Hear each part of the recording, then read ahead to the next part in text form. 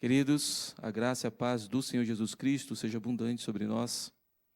Que privilégio que nós temos nessa manhã, estarmos aqui reunidos para a adoração do nome santo do Senhor, para compartilhar da palavra do Senhor. E eu convido você a abrir sua Bíblia na carta de Paulo aos Colossenses, no capítulo 3. Confesso que foi um desafio, porque a gente vai lendo este capítulo aqui e a gente fala assim, a gente tem que reduzir, senão o sermão vai ultrapassar o tempo da escola dominical. E nós vamos ler do verso 1 ao verso de número 4 do capítulo 3, porque todo este capítulo aqui está interligado, mas a gente vai tentar pincelar para poder a gente também não deixar de dar as informações que o texto dá, as aplicações que o texto dá, negligenciando isso, né? Não podemos de jeito nenhum, mas também observando o tempo que nós temos aí, para que não haja nenhum atropelo da nossa escola dominical, que começa hoje as divisões de classes hoje, né? Colossenses capítulo 3, versos 1 a 4. Eu lerei, os irmãos, por favor, acompanhem. Diz assim a palavra do Senhor: Portanto, se fostes ressuscitados juntamente com Cristo, buscai as coisas lá do alto, onde Cristo vive, assentado à direita de Deus. Pensai nas coisas lá do alto, não nas que são aqui da terra. Porque morrestes, e a vossa vida está oculta juntamente com Cristo em Deus. Quando Cristo, que é a nossa vida, se manifestar, então vós também sereis manifestados com Ele em glória. Oremos mais uma vez. Pai querido, a Tua palavra que foi lida, tem misericórdia de nós. E apesar de nós, usa-nos, ó Deus, nessa manhã. Fala aos nossos corações. Ensina-nos, ó Deus, como te adorar, como andar contigo, segundo a Tua vontade. Em nome do Senhor Jesus. Amém. Eu coloquei aqui para a gente fazer uma pergunta que o reverendo Orlando já até, de uma certa forma, respondeu aqui no início do nosso culto. Por que você está aqui nessa manhã? Por que você está aqui hoje? Por que você não está desfrutando deste dia, que muitos nesse horário talvez estejam dormindo ainda, por causa de uma semana cansativa de trabalho? Por que você não está, talvez, pegando a sua bicicleta e indo para o parque, andar um pouco, ou então passear com o seu pet, ou com seus filhos no parque? Por quê? Por que você está aqui nessa manhã? Já parou para pensar nisso? É por causa de uma tradição familiar? Não, porque meu avô era crente, meu pai era crente, eu também agora sou crente, e todo domingo, quando eu não venho na igreja, parece que está faltando alguma coisa. Faltando o quê? Você não sabe nem explicar? Talvez seja porque você vem por uma tradição. Mas talvez, de fato, você esteja aqui nessa manhã porque Cristo transformou a sua vida. E o seu prazer não está mais nas coisas boas e lícitas, como andar de bicicleta, passear no parque com a sua família, mas o seu tesouro maior é buscar o Senhor Jesus. Qual tem sido a sua motivação diária para cumprir as suas tarefas, para cumprir as suas responsabilidades? Simplesmente você vai trabalhar porque você quer ganhar dinheiro para ter um conforto para a sua família? Você quer casar para poder ter filhos e ter a experiência de ter uma família? Ou você faz isso para a glória do Senhor? Você faz isso pensando nas coisas do alto? É esse texto, queridos, que Paulo agora está escrevendo aos Colossenses e colocando tudo isso de uma maneira prática. No primeiro capítulo, Paulo ensina que Cristo é supremo sobre todas as coisas, ele tem a supremacia. Ele tem a supremacia sobre todas as coisas. Nós ouvimos aqui o reverendo Orlando pregando neste texto, falando sobre tantas coisas que ele é supremo. Os grupos de crescimento estudaram esse texto e ficaram maravilhados com a riqueza desse texto de Colossenses 1. A pessoa e obra, quem o Senhor é e o que Ele fez, credenciam Cristo como aquele que em tudo deve ser glorificado. Está lá no capítulo 1 de Colossenses, de uma maneira doutrinária. O capítulo 2, ele continua e Paulo ensina que Cristo, nós somos perdoados, em Cristo nós somos santificados, em Cristo nós somos justificados. Ele vai nos ensinar isso, e eu estava lendo aqueles trechinhos ali, e me lembrou um pouco o início da carta aos Hebreus. Essa semana eu estava até conversando com o irmão, falando justamente isso, a comparação ali de Colossenses 2 com o início da carta aos Hebreus, quando a carta aos Hebreus vai mostrando que Cristo é superior aos anjos, Cristo é superior à lei, Cristo é superior a Moisés, Cristo é superior ao sacerdócio levítico. E aqui, no capítulo 2, Paulo também vai ensinando que Cristo é superior àqueles ensinos heréticos, à lei, às dietas e calendários que tinha. Cristo é superior até mesmo àquele pensamento ascético. Não, eu vou para uma ilha deserta e vou ficar lá, porque aí eu não vou pecar. Quem disse? Você está lá, você é pecador. Onde está o homem, está o pecado, infelizmente. E Paulo vai mostrando que nós precisamos ter uma adoração sincera, porque Cristo é superior sobre todas essas coisas, e em Cristo nós compreendemos que nós dependemos dele para vencer o pecado. Nós cantamos isso agora de manhã: sabe, de ti dependo e conto com seu amor, porque se não for pelo Senhor, nós pecamos deliberadamente, sem nenhum peso na consciência, porque nós não temos o Espírito Santo agindo no nosso coração, falando assim: filho, filha, não é por aí. Então nós chegamos agora no capítulo 3, e a gente vê de uma maneira prática como Paulo ensina como aqueles homens e mulheres, aqueles irmãos de Colossos, precisavam viver tudo aquilo que ele já falou antes. E ele começa, queridos, de uma maneira muito interessante.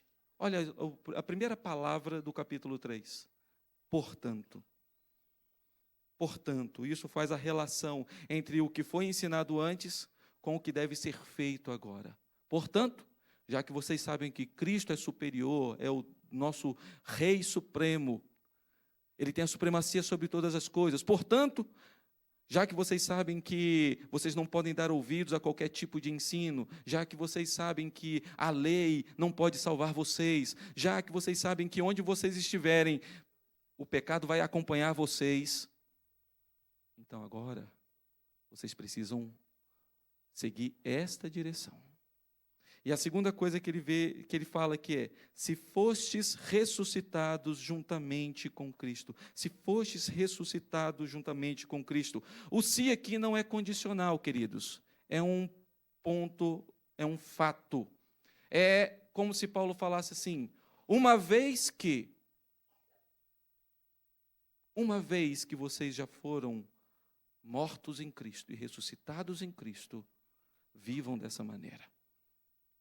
Não é um se, vai que, talvez, se, né? Um condicional, de jeito nenhum. Aqui é um ponto.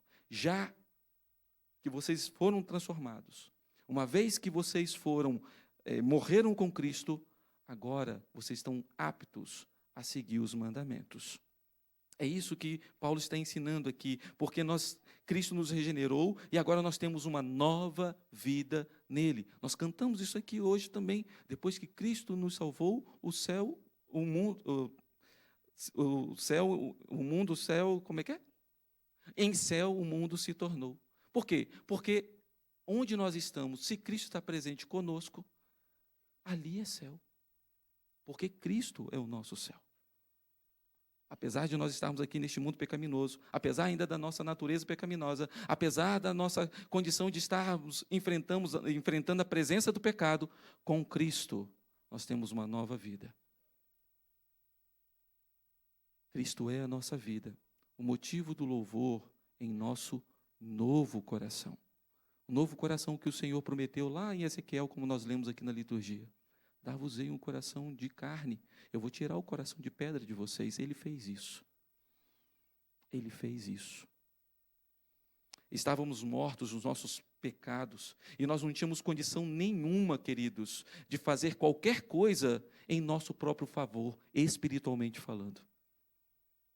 Muitos pensam que é, né? Não, eu vou ajudar Deus na minha salvação. É impossível, porque nós estávamos mortos. É por isso que a palavra aqui é de ressuscitação. Se fostes ressuscitados. O ensino do Evangelho é diferente das outras religiões por causa disso. Porque Deus age primeiramente, providencialmente, para depois ordenar, faça. Primeiro, o Senhor enviou o seu Filho, Ele viveu, Ele morreu, Ele ressuscitou, foi assunto aos céus para garantir a nossa salvação, a salvação dos seus eleitos. Para depois falar assim, já que o meu Filho fez tudo isso, agora vocês têm condições de fazer. Mas antes vocês estavam mortos nos seus delitos e pecados. João Calvino disse: Cristo não nos chama para uma vida nova, sem primeiro nos dar uma vida nova. A graça precede a exortação. Primeiro, o Senhor graciosamente nos salva, nos dá uma nova vida, regenera o nosso coração, nos dá um novo coração, tira o nosso coração de pedra, coloca um coração de carne, um coração moldado por Ele mesmo, para depois Ele dizer: agora você tem condição, meu filho, de fazer o que eu vou mandar você fazer. Antes você não tinha condição nenhuma, porque você estava morto nos seus delitos e pecados. Com essa nova identidade em Cristo, nós somos capacitados para obedecê-lo. Agora, a gente vê no texto duas ordens específicas que agora o Senhor nos dá. Por quê? Porque primeiro, graciosamente, Ele nos salvou, Ele nos deu nova vida. Agora, temos condições de responder a essas ordens. Segundo o texto nos diz, a primeira delas, aí ainda no verso de número 1, buscai as coisas lá do alto. O que isso significa? Buscar as coisas lá do alto. Significa, queridos, que o nosso interesse maior deve estar em Cristo. O nosso interesse maior deve ser o Senhor Jesus. Ele deve ser o nosso alvo para todas as coisas, porque Ele está sentado à destra de Deus Pai Todo-Poderoso. Ele que habita os céus, que foi aos céus para preparar lugar para nós, é nele que nós temos a certeza da nossa salvação. Então, é Ele que nós precisamos buscar. Isso implica, queridos, em servi-lo, em obedecê-lo, com tudo que nós somos e com tudo que nós temos. Quem você é e o que você faz, quem você é e aquilo que você tem adquirido aqui, não é para você, é para a glória de Deus. Às vezes nós até, tivemos aqui um momento de adoração com a entrega dos dízimos, e a gente pensa que entregamos os 10%, os outros 90%, a gente faz o que a gente bem entender. Quem disse? Os outros 90% é para a sua administração, é para a sua subsistência, é para o seu conforto. Entretanto, você faz também, o que você faz com esses 90% é para a glória de Deus, e se não for, queridos, você continua pecando. O seu trabalho, a sua família, o seu lazer, tudo deve ser para a glória de Deus, pensando nas coisas lá do alto, glorificando aquele que te deu uma nova vida nele. Buscai as coisas lá do alto. E assim, queridos, nós vamos proceder não para alcançar alguma coisa em Cristo, mas porque nele nós já somos herdeiros de tudo que Ele conquistou. Nós não fazemos algo para sermos salvos. Nós fazemos porque já somos salvos em Cristo. Já fomos transformados em Cristo, já fomos justificados em Cristo, somos santificados em Cristo e por isso temos condições de seguir a Cristo, obedecendo, servindo, adorando com todo o nosso coração. Porque Ele já fez o que nós não conseguimos fazer. Ele nos ressuscitou. Ele nos deu uma nova vida.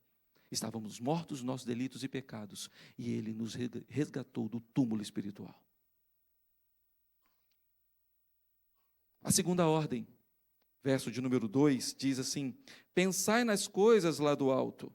Essa é a segunda ordem. Primeiro, buscai as coisas lá do alto. A segunda, pensai nas coisas lá do alto. Pensar nas coisas lá do alto é fixar, é está com o seu foco em um lugar específico.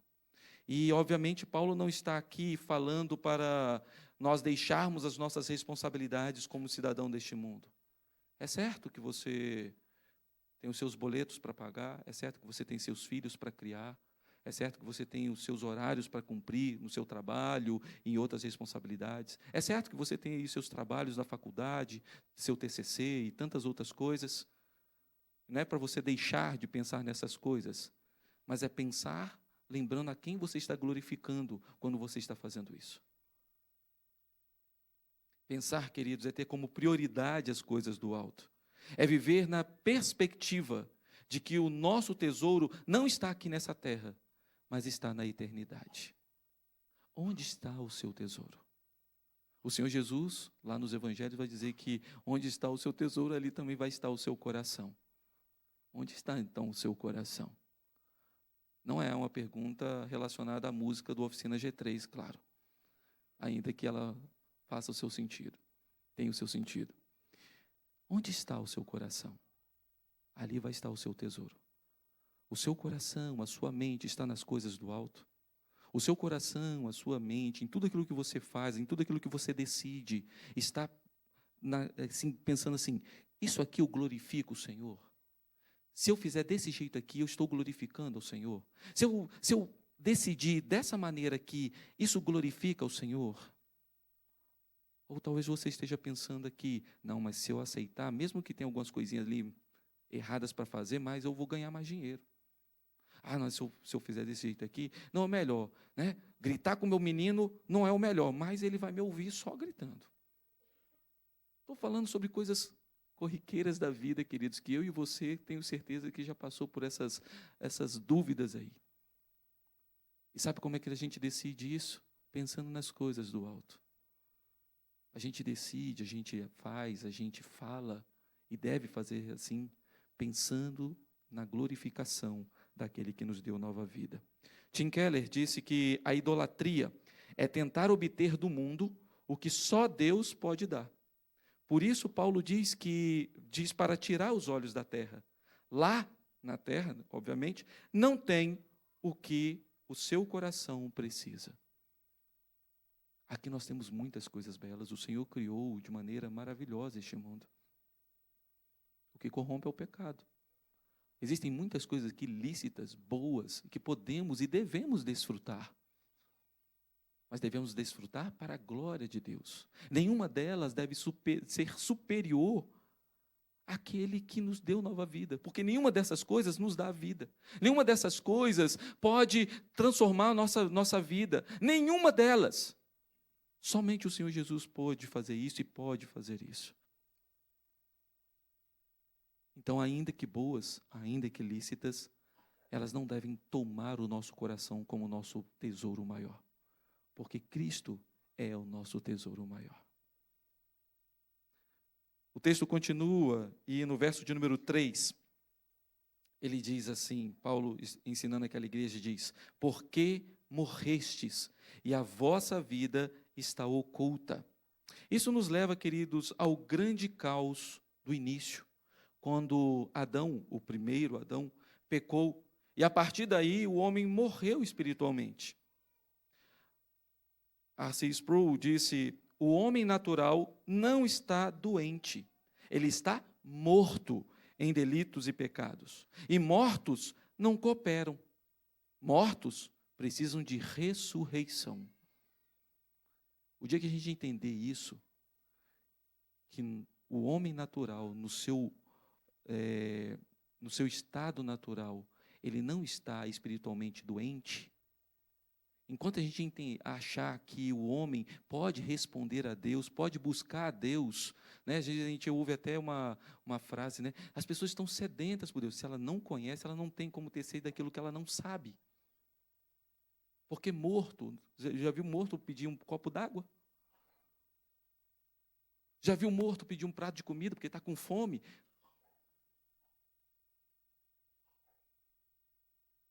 As pessoas mortas, elas procuram um sentido na vida, mas elas não sabem, elas vão procurando, pode ser Deus, pode ser a ciência, pode ser ela mesma, pode ser várias outras coisas, ela sai procurando, e muitas vezes nós entendemos como se aquela pessoa estivesse sedenta de Deus, tivesse fome de Deus.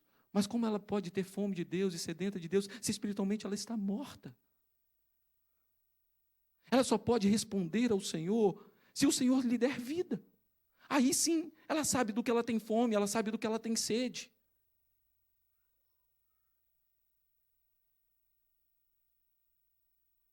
Porque morrestes e a vossa vida está oculta.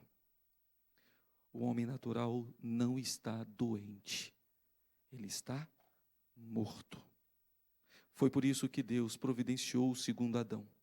Cristo inverteu o que nós achávamos sobre o que é a vida. Quem não nasceu no Evangelho, que foi talvez convertido já na sua fase adulta, talvez vai observar isso que eu vou falar aqui e vai falar assim, é de fato é isso que acontecia mesmo. Por quê? Porque antes pensávamos estar vivos, segundo a dureza do nosso coração, segundo o nosso coração pecaminoso, nós pensávamos estar vivos, aproveitando a vida, indo em festas, usando o que a gente queria usar, fazendo tudo do nosso jeito, vivendo do jeito que a gente queria. Então a gente achava que isso era a vida, por causa do pecado do nosso coração, quando nós, na verdade, nós estávamos mortos. Mas em Cristo, ou na morte de Cristo, todos os que Ele escolheu morreram para o mundo. E voltamos, de fato, à vida, como Ele nos concedeu. E agora, Cristo é a nossa vida. Agora, talvez, como ouvi uma história uma vez de duas amigas que viviam nas festas e tudo mais, e se converteram. E depois da sua conversão, elas foram convidadas para mais uma festa, e elas falaram assim, não podemos comparecer, porque nós morremos. Não porque tinham morrido fisicamente, mas porque para aquele tipo de alegria, aquilo já não fazia mais sentido para a vida delas. A alegria delas já não estava mais naquelas festas. A alegria dela tinha mudado de foco. Elas achavam que estavam vivas, mas descobriram que estavam mortas. Agora elas estão mortas, para que pudessem viver plenamente naquele que as deu vida e vida eterna. É assim conosco, queridos. Estávamos mortos e o Senhor nos deu vida. Cristo é a nossa vida. Mas talvez você se pergunte, mas pastor, eu ainda peco. Como que pode funcionar esse tipo de coisa? Porque eu ainda peco. Se eu peco, É verdade, você peca. É verdade, nós pecamos. Eu peco, você peca. Nós pecamos, de fato. Porém, em Cristo, queridos, ainda que pecadores, nós somos santos que lutam contra o pecado. Olha o verso de número 5. Leia comigo, por favor, o verso de número 5. Vamos lá? Fazei, pois, morrer a vossa natureza terrena, prostituição, impureza, paixão lasciva, desejo maligno e a avareza, que é idolatria. Olha só. Agora nós temos condições, mesmo ainda pecando, mesmo ainda sendo pecadores, agora, em Cristo, nós podemos dizer não a essas coisas. Antes nós não dizíamos. Nós esbaldávamos, nós aproveitávamos, se não tudo, quase tudo daquela lista ali. Agora, não. Agora o nosso prazer não está mais nessas coisas. Porque agora o Senhor nos capacitou a dizer, não, isso já não vale mais para mim. Não quero mais isso na minha vida. Se de fato você é um ressuscitado em Cristo, se você morreu em Cristo e foi ressuscitado em Cristo, essas coisas você tem plena condição de dizer, não quero isso mais para mim. Porque Cristo é a minha vida. Queridos, é por isso que o texto nos diz que a nossa vida está oculta nele. O que isso quer dizer?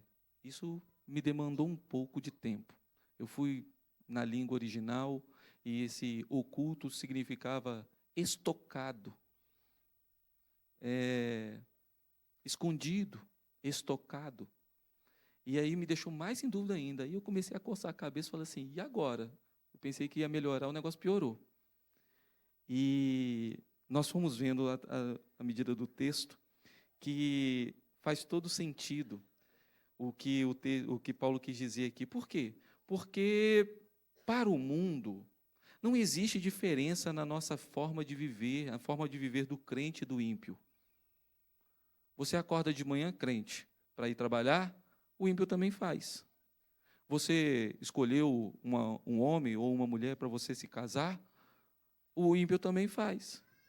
Você cria seus filhos, o ímpio também faz. Ah, mas só crente que é honesto? Não, nós temos muitas pessoas que não são crentes e que têm uma vida honesta, paga suas contas em dia, não é de ficar xingando ninguém, no trânsito mantém a calma. Muitas vezes, às vezes, nós mesmos crentes não fazemos isso, né? Então, para o mundo, qual é a diferença? Se ele acorda cedo e você também. Se ele tem família e você também. Qual é a diferença se você tem que trabalhar para poder para a subsistência da sua família e ele também? Essas coisas do dia a dia não tem nada de especial, não há destaque especial nenhum para o cristão. Na realidade, ele nem entende por que muitas vezes você não faz a mesma coisa que ele. E a gente acha que está dando o maior exemplo, e temos que dar exemplo mesmo. E às vezes ele só está esperando um momento para você dar aquela morcegada no trabalho, e ele fala assim, ah lá, igual a mim, que diferença que tem? Ah lá, ele está lá espreguiçando, já tomou café umas 5 vezes, só agora em 1h30 de trabalho, foi lá tomar um cafezinho. Ele está esperando justamente aquilo ali para poder ainda falar assim, qual é o destaque dele em relação a mim? Ah lá, gritou com o filho lá, ó, perdeu a paciência também. Igual eu faço, qual a diferença? Qual a diferença? Para o mundo, queridos, eles não conseguem enxergar aquilo que está oculto em nós, que é o Senhor Jesus. E eles só conseguem enxergar isso se eles também forem alcançados e transformados pelo poder do Evangelho. Mas aí o texto, ele nos dá essa visão de que em Cristo nós estamos escondidos. Não escondidos para o mundo, nós estamos à vista deles, mas para o mundo eles não conseguem enxergar essa diferença. Então, Cristo vai manifestar isso, mas isso não agora, mas quando Ele voltar. E nós estamos escondidos também, ou estocados em Cristo, porque Ele que nos preserva. Se mantemos a nossa vida santa e buscamos a santidade, não é porque agora eu tenho um novo coração e estou livre do pecado. Você está livre, sim, da condenação, da culpa, do poder do pecado. Mas você ainda não está livre da presença do pecado. Nós não estamos livres da presença do pecado. Ainda somos tentados. Ainda somos tentados. E é por isso que Ele nos esconde, para que possamos manter o nosso pensamento e a nossa busca nele, para dizermos não ao pecado. Então, quando Cristo voltar, o mundo conhecerá, olha o verso de número 4, quando Cristo, que é a nossa vida, se manifestar, então vós também sereis manifestados com Ele em glória. É justamente isso. O mundo, quando Cristo voltar, o mundo conhecerá quem são os seus verdadeiros santos em Cristo. E talvez sejamos surpreendidos, aquele irmãozinho, aquela irmãzinha de 50 anos de igreja, e que na hora vai falar assim, apartai-vos de mim, não vos conheço. E talvez aquela pessoa que você nunca viu na vida, que já foi um assassino, um traficante ou qualquer outra coisa, e você fala assim, ele entrou? Porque em algum momento da sua vida o Senhor transformou a sua vida. Deu-lhe nova vida. E talvez aquele que estava aqui no nosso meio, nunca foi dos nossos. Era apenas uma aparência de crente. Um comportamento mais ou menos de crente. Mas naquele dia, naquele grande dia, o Senhor manifestará os seus santos. E aqueles que buscaram o Senhor como seu tesouro, e não deixaram ser persuadidos pelas coisas deste mundo, entrarão na glória com o nosso Senhor. Ah, queridos, que texto precioso. Quero aqui concluir perguntando, por que você vive então do jeito que você está vivendo? O que te motiva a viver do jeito que você realmente está vivendo? Quando você acorda de manhã para ir para a sua faculdade, para você ir para o seu trabalho, Quando você volta no final do dia para encontrar sua família, para brincar com seus filhos, para conversar com a sua esposa, o que te motiva para isso? Qual é a sua motivação? São as coisas aqui? Esse é o ciclo da vida normal? As coisas são assim? Ou você pensa nas coisas do alto? Ou você glorifica o Senhor com elas? Uma vez, queridos, que nós já morremos com Cristo e fomos ressuscitados com Cristo, nós precisamos desfrutar dos benefícios dessa nova vida no nosso cotidiano.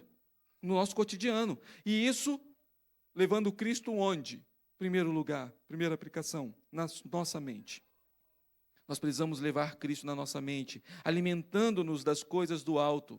Nós precisamos lembrar, queridos, dos ensinos das Escrituras. Nós precisamos lembrar, queridos, das ricas e preciosas promessas do Senhor. Nós precisamos lembrar dos privilégios que nós temos em Cristo Jesus, conquistados por Cristo Jesus. Você não está correndo, mendigando alguma coisa do Senhor, você já é herdeiro em Cristo. Filipenses capítulo 4, verso 8, pensai em quê? Vocês estudaram agora recentemente aí, por causa do sermão de domingo passado, os grupos de crescimento. Naquilo que é o quê? Verdadeiro, respeitável, justo, puro, amável, de boa fama. Essas coisas nós precisamos ocupar o nosso pensamento. Essas coisas precisam rondar o nosso pensamento, porque essas coisas são as coisas do alto. Lamentações 3, 21, quero trazer à memória. O quê? Me dá esperança. O que pode me dar esperança? O que te dá esperança, queridos?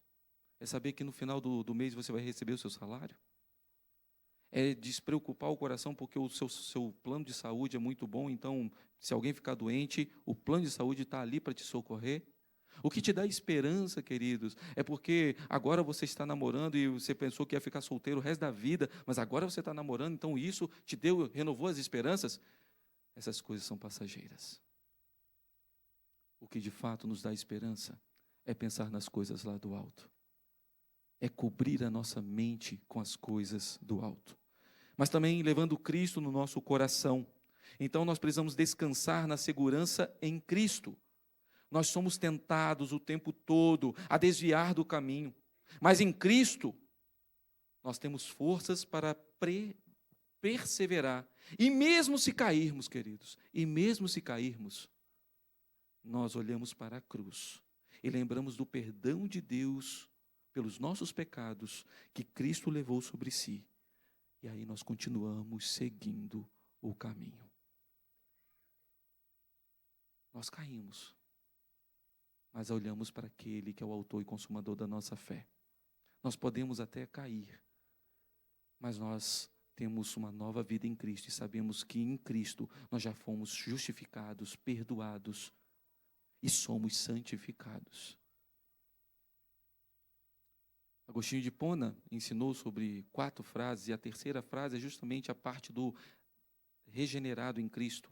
Se antes, na condição de queda, o reverendo Danilo, se não me engano, falou agora recentemente, a frase era, non posse non peccare, ou seja, não posso não pecar. Agora em Cristo, nós temos a condição de posse non peccare, ou seja, posso não pecar. Posso dizer não ao pecado, mas não porque eu me esforço, mas porque Cristo está comigo. Cristo é a nossa nova vida. Em terceiro lugar, precisamos levar Cristo no nosso cotidiano, na nossa vida. A nossa vida diária deve apontar para Cristo. A nossa esperança eterna, seja na igreja, seja no meio da sua família, seja no seu trabalho, seja no seu período de lazer, faça tudo para a glória de Deus, porque agora em Cristo, que é a sua nova vida, você pode fazer isso, e não só pode, agora é uma ordem, faça, busque, pense, faça, porque Cristo já te deu a nova vida nele. Que o Senhor nos abençoe, queridos, que possamos viver para a glória do Senhor, em nome do Senhor Jesus.